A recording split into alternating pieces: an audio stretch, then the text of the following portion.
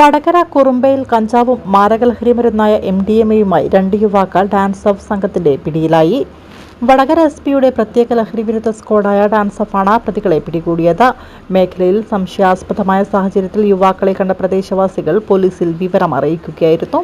തുടർന്ന് dance of സംഘവും പോലീസും സ്ഥലത്തെത്തി നടത്തിയ പ്രാഥമിക പരിശോധനയിലാണ് ആദ്യം കഞ്ചാവ് കണ്ടെടുത്തത്. സ്ഥലത്ത് നിർത്തിയിട്ടിരുന്ന മിനി ഗുഡ്സ് വാഹനത്തിൽ നിന്നാണ് പോലീസ് ഇവരെ കസ്റ്റഡിയിലെടുത്തത്.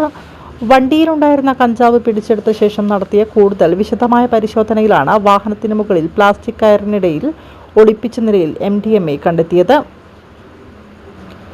മേഖലയിൽ ലഹരിമരുന്ന് വിൽപ്പന വ്യാപിപ്പിക്കുന്ന സംഘത്തിലെ പ്രധാനികളാണ് ഇവരെന്നാണ് നാട്ടുകാരുടെയും പോലീസിന്റെയും സംശയം. സംഭവത്തിൽ വടകര പോലീസ് വിശദമായ അന്വേഷണം ആരംഭിച്ചിട്ടുണ്ട്. കൂടുതൽ ലഹരി ഇടപാടുകളുമായി ഇവർക്ക് ബന്ധമുണ്ടോ എന്നതിനെക്കുറിച്ച് പോലീസ് അന്വേഷിച്ചു വരികയാണ്.